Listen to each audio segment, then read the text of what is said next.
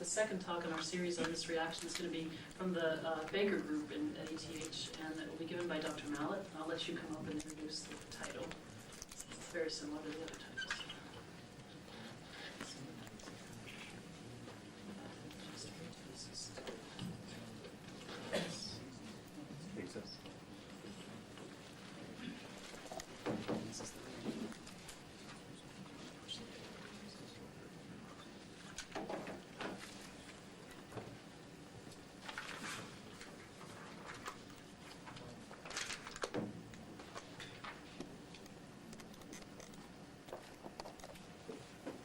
Ladies and gentlemen, we have been studying the same reaction, hydrogenation of ethyl pyruvate to lactate, using new chiral modifiers for the reaction.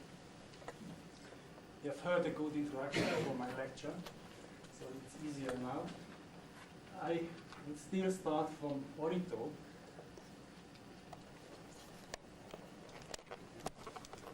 who used platinum and carbon catalyst and quinine and zinconidine, zinconalkaloids, and obtained almost 80% enantiomer excess.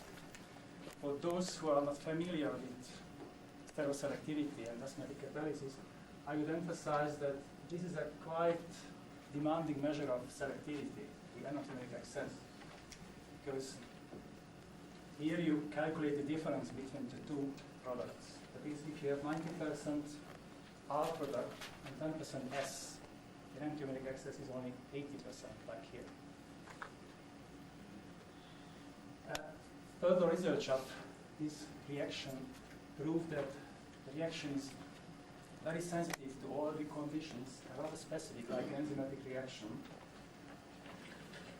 It is very specific to alpha-ketoesters and alpha-ketoacids, to platinum, and to zinconalkaloids and their simple derivatives.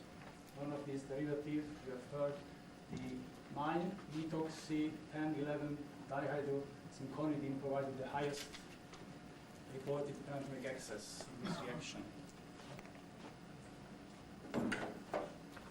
Other chiral compounds of natural origin or other derivatives of zinconalkaloids provided rather low enantioselectivity. That was the state of art 2 years ago when we decided to search for new modifiers and learn more about the structural requirements of an efficient modifier.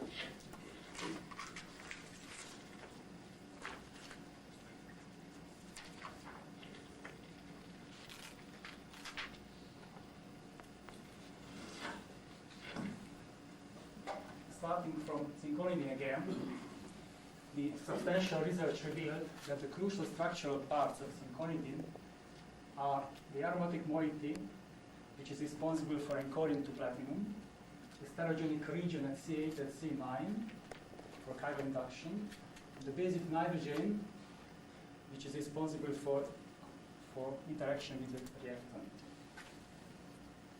We decided to synthesize structurally simple chiral amino alcohols, which possess the three crucial structural parts of zinconalkaloids. We synthesized a series of chiral compounds until we found some enantioselection. And the best of this series was pyridine naphthyl ethanol, which provided 75% under optimized conditions.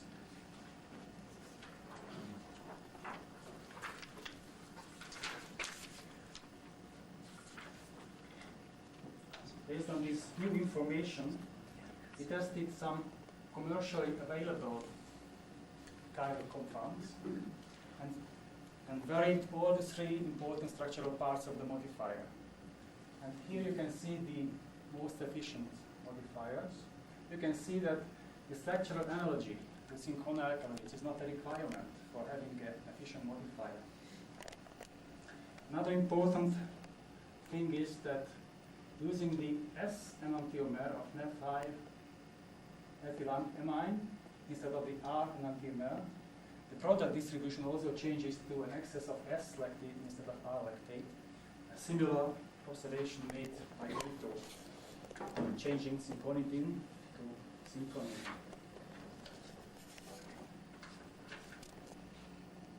after optimizing the reaction conditions, we obtained 82% enantiomic excess under low pressure conditions. And until now, this is the highest enantiomic excess under these conditions. For comparison, dihydrocinconidine provides only 73% enantiomic excess.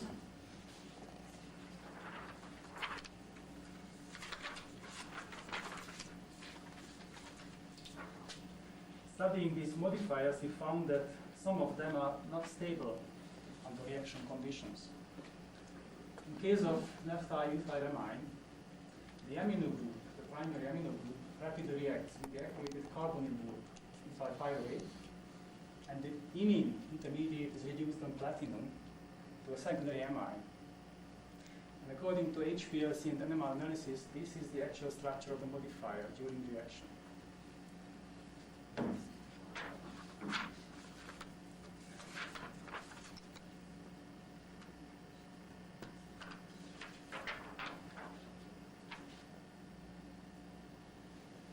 Interestingly, this reductive alkylation reaction is highly diastereoselective. Then starting from the S enantiomer, the SS diastereomer forms with 95% diastemic excess. We can see that there are two stereogenic centers in this molecule. Interestingly, the SS and the SR enantiomers provide the same enantiomic excess, 58% to S-lactate, which means that this new stereogenic center, alpha to the ester group, has no influence on the reaction.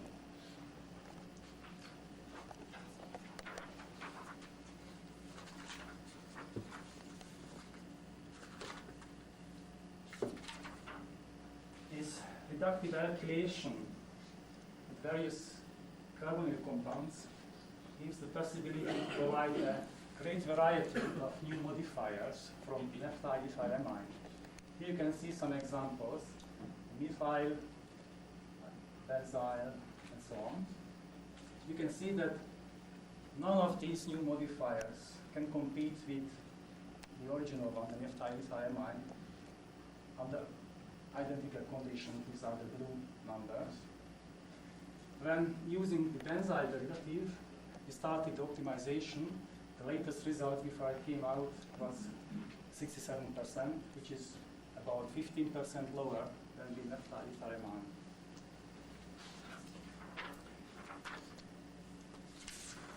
That's about the chemistry of new modifiers. When studying the role of reaction parameters, we found that there is some similarity between cinchona alkaloids and the new modifiers. Some examples you can see here. When using carbon-supported catalyst under identical conditions, only platinum was active and selective. Palladium, rhodium, ruthenium provided no enantiomeric excess under these conditions. Another example is the importance of the pre-reduction of the catalyst in flowing hydrogen before the reaction. You can see that both the rate and the selectivity increases after pre-reduction at 300-400 degrees centigrade. And FTIR and TPR analysis show that during this pre-reduction, a considerable amount of impurities removed from the surface. And we guess that this might be one of the reasons why this pre-reduction is important. In this case, we used naphthylethylamine as a modifier in acetic acid.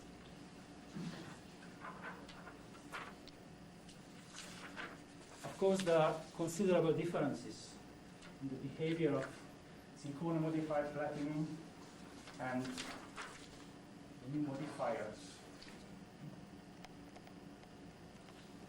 One example is the influence of hydrogen pressure on the enantiomer selection.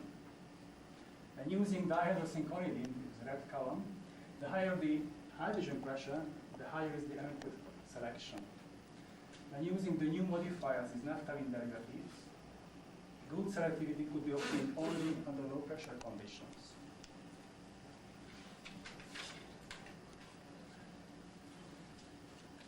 And NMR and HPLC analysis proved that during reaction, the unsubstituted naphthalene ring of the new modifiers was considerably reduced, even under relatively low pressure. And we assume that the weak absorption of the modifier after pre-hydrogenation is the reason of the loss in enantioselective. For comparison, when using zinconidine, dihydrozinconidine in this case, the reduction of the aromatic ring was negligible even at much higher pressure.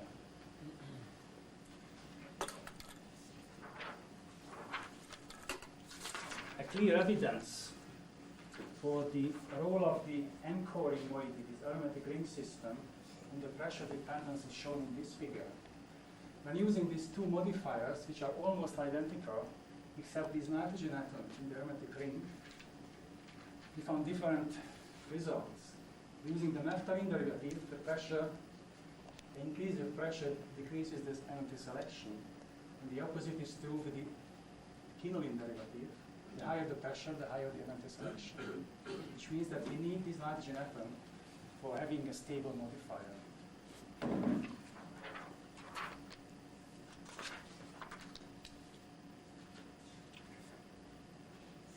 Another major difference is the solvent effect.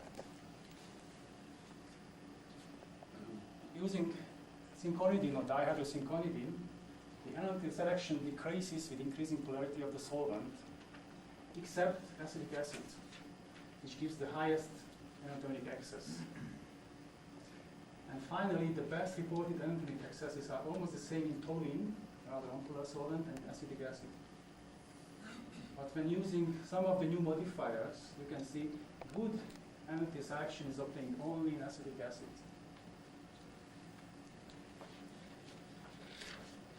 And for the explanation, we have to discuss shortly the reactant modifier interaction.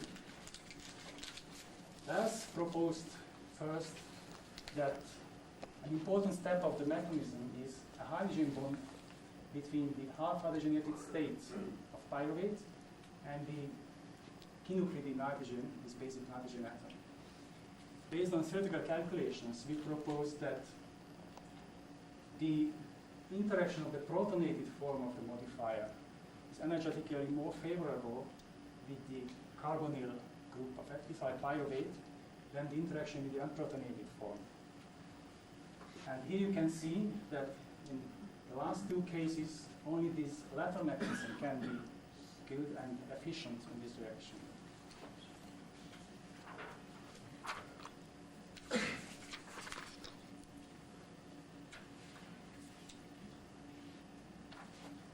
There is a third mechanism, as you heard before, which was proposed 2 years ago by Augustin and Skolarka. They assumed that there is a 6-member lip intermediate in which the kinucleated nitrogen and the hydroxide oxygen of zinconidine interact, donates electrons to the carbonyl carbon atoms of pyruvate. Now we have clear evidence against the formation of this 6-member ring intermediate. We have several modifiers which are quite effective, and there is no oxygen atom at all in the modifier. And in this case, we can expect only a single interaction between modifier and reactant. And the fixed position of this complex, which is necessary for enantioselection, is achieved by the proper adsorption of the complex on platinum.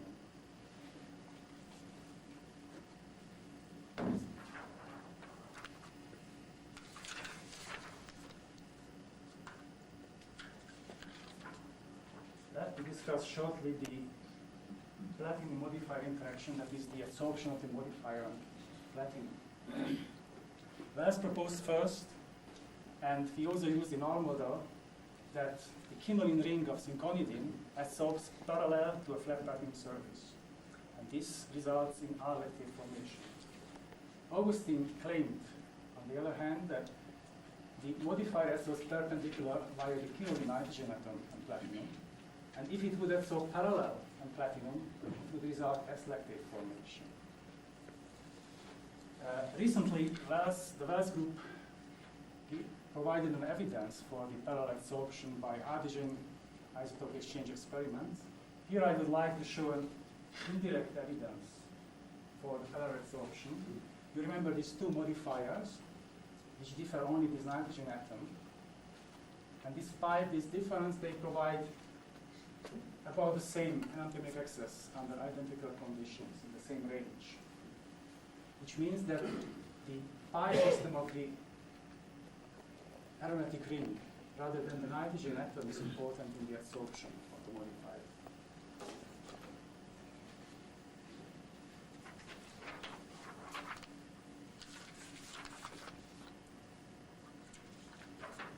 Studying several new modifiers, we can propose that an efficient modifier should be able to absorb platinum by at least 2 absorption sites. This is the case when using naphthalene or quinoline derivatives, and also when using phenyl group, the basic nitrogen atom. Of course, here the nitro group will be rapidly reduced under reaction conditions, so we have a primary amino group here. As soon as we eliminate one of the absorption sites, for example, here or here or here, the enantiomer excess decreases to 0 or close to it.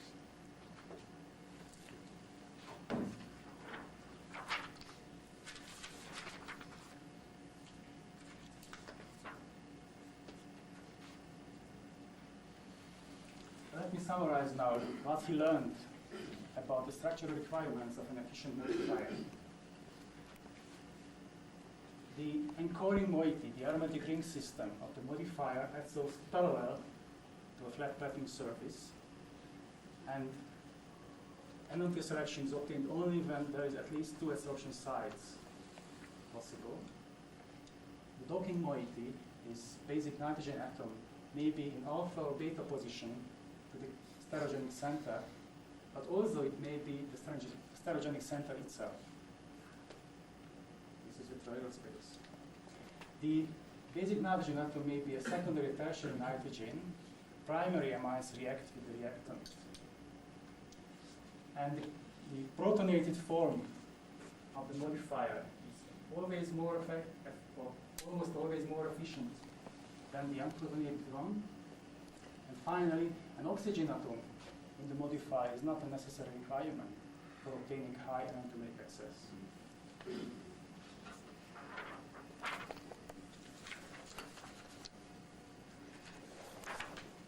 This work has been made in collaboration of our group with synthetic chemists in Basel. I also acknowledge the financial support by the Swiss National Science Foundation. Thank you for your attention.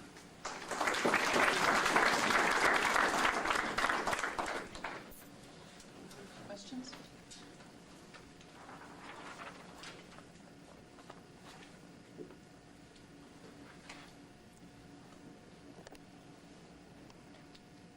there aren't any questions, then I guess we'll be back on schedule. Make up the time that we missed, and I'll go to the third talk in the series by Dr. Margaret Falvey, and I will let you come up and